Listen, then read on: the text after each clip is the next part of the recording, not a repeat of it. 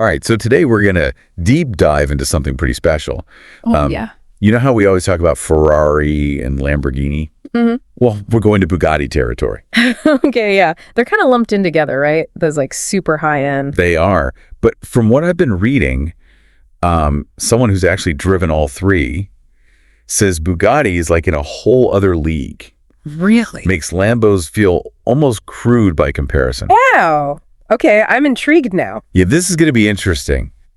So our mission today is to figure out what exactly sets Bugatti apart. What makes it so special? Yeah, like what are we even talking about here? Are these just like subtle differences or is there something more fundamental going on? Well, let's start with the driving experience itself. Yeah. You know how when you push a Lamborghini past 100 miles an hour, Yeah, it's pretty intense. it's loud, it's visceral, and you really feel every bit of speed.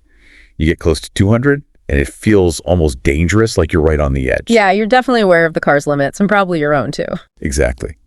But now imagine this same source says they took a modern Bugatti up to 130. Okay. And it was smooth, quiet. They said you could comfortably text or even adjust the stereo. Wow, what? No way. Yeah, the sensation of speed was totally muted, almost like being in a Rolls-Royce Phantom, but with way more power, obviously. That's wild. So what are we hearing here? Like, what's the engine even sound like? They said there was this intoxicating flutter from the turbos, but the V16 engine itself was surprisingly relaxed sounding, Yeah. like it was barely working. Loafing, I think is the word they use. Yeah, loofing. Exactly. That's interesting. So it's not like screaming at high RPMs. It's more like this quiet power, just effortlessly cruising along. And that difference in how you experience the speed actually translates to driver fatigue. Oh, really? Apparently, after 2 hours in a Lamborghini SV, you're completely worn out. They said part of it is the noise echoing off all the carbon fiber in the interior. Yeah, that makes sense. It's got to be pretty loud. But with the Bugatti, Yeah. they said you could drive it all day and feel totally comfortable. So it's not just about raw speed or power. It's about the whole experience being more refined. Yeah, they even mentioned someone who used a Bugatti as their daily driver. What? Seriously? Yeah, I guess it's surprisingly manageable. Huh. That's pretty impressive. But here's the thing. Apparently, some people actually see this insulation from the raw sensation of speed as a negative. Really? Yeah, they want to feel that intense feedback, that visceral connection to the car. That's so interesting to me, though, right? Because Bugatti is clearly making a very deliberate choice to filter all that out. And they're sticking to it.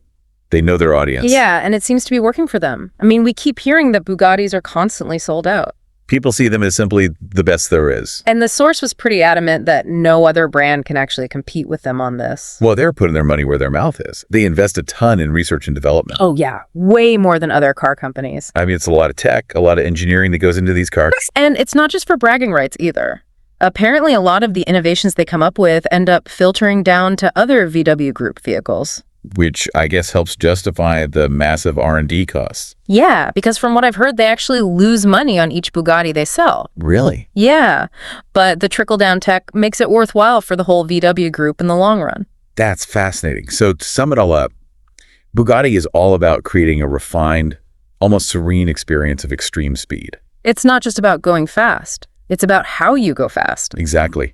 And they're willing to invest heavily in technology and engineering to achieve that.